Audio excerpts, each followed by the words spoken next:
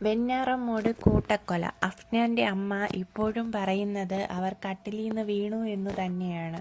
നീണ്ട 7 വർഷത്തിനു ശേഷം ഇങ്ങനെയൊരു മടങ്ങിവരവല്ല ആ പിതാവ് ആഗ്രഹിച്ചിരുന്നത്. തന്റെ പ്രിയപ്പെട്ടവരെ അവസാനമായി ഒരു നോക്കു കാണുവാൻ പറ്റാത്തതിന്റെ വേദന ആ കണ്ണുകളിലുണ്ടായിരുന്നു. എല്ലാത്തിനുമുപരി വേണ്ടപ്പെട്ടവരുടെ ജീവനെടുത്തത് സ്വന്തം മകനാണെന്നുള്ള വേദനയും റഹീമിനുണ്ടായിരുന്നു. വെഞ്ഞാറമ്മൂട് കൂട്ടക്കൊലപാതകത്തിന്റെ പ്രതി അഫ്നാന്റെ പിതാവ് ഇന്ന് രാവിലെയാണ് നാട്ടിലേക്ക് എത്തുന്നത്. അബ്ദുൾ റഹീം പരിക്കേറ്റ് ചികിത്സയിൽ കഴിയുന്ന ഭാര്യ ഷെമീനയെ ആദ്യം സന്ദർശിച്ചു. ഭാര്യ ഭർത്താവിനോട് ആദ്യം ചോദിച്ചത് ഇളയ മകൻ അഫ്സാനെയായിരുന്നു. ഷെമീനയോട് എന്തു പറയണമെന്നറിയാതെ റഹീം ഉള്ളുലഞ്ഞു നിന്നു.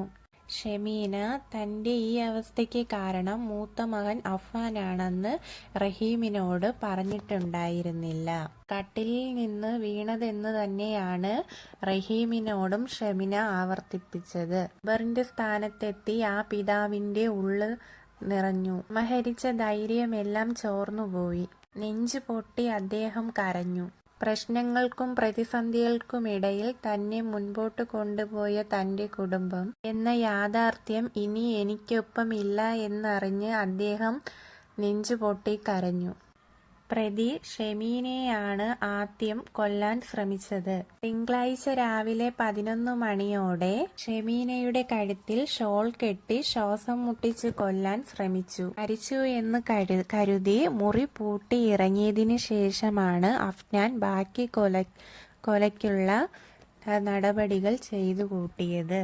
വെഞ്ഞാറമ്മൂട്ടിലെ സ്വകാര്യ പണമിടപാട് സ്ഥാപനത്തിൽ ചെന്നെത്തി പണയം വയ്ക്കാനായി സ്വർണം കൊണ്ടുവരാമെന്നു പറഞ്ഞു. 1400 രൂപ കടം വാങ്ങുകയും ബാഗ്, ചുറ്റിയില്, എലിവിഷം തുടങ്ങിയവ 3 കടകളിൽ നിന്ന് വാങ്ങി തിരിച്ച് വീട്ടിലെത്തിയപ്പോഴാണ് മാതാവ് മരിച്ചിട്ടില്ലെന്ന് കണ്ടത്. തുടർന്ന് ഷെമീനയെ ചുറ്റിക കൊണ്ട് തലയ്ക്കടിക്കുകയായിരുന്നു. തുടർന്ന് അഫ്നാൻ പാങ്ങോടുള്ള മുത്തശ്ശി സൽമ ബീവിയുടെ വീട്ടിലെത്തി. ചുറ്റിക മാറി മുത്തശ്ശിയുടെ തലയ്ക്കടിച്ചിട്ട് മാലയെടുത്തു.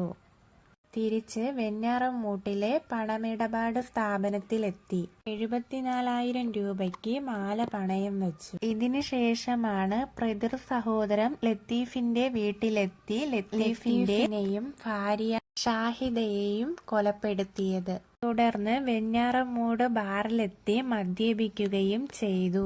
ഈ സമയത്താണ് ഫർസാനയെ സ്വന്തം വീട്ടിൽ വിളിച്ചു വരുത്തിയത്. ഫർസാനയെ തലയ്ക്കടിച്ചതിനു ശേഷം താൻ വിഷം കഴിച്ചു എന്നാണ് അഫ്നാന്റെ മൊഴി. പിന്നീട് വീട്ടിലെത്തിയ അനിയൻ അഫ്സാനെയും കൊലപ്പെടുത്തി എന്നാണ് അഫ്നാൻ പറയുന്നത്. നിലവിൽ സൽമ ബീവിയെ കൊലപ്പെടുത്തിയ കേസിൽ പാങ്ങോട് പോലീസ് അഫ്നാന്റെ അറസ്റ്റ് രേഖപ്പെടുത്തിയിട്ടുണ്ട്. 7 വർഷത്തിനു ശേഷം നാട്ടിലെത്തിയ അഫ്നാന്റെ പിതാവ് കണ്ടത് ഇനി ഒരിക്കലും കാണാൻ പറ്റാത്ത അദ്ദേഹത്തിന്റെ കുടുംബത്തിനെയായിരുന്നു. ഉള്ളുപൊട്ടി അദ്ദേഹം വിങ്ങിക്കരയുകയാണ് ഉണ്ടായത്.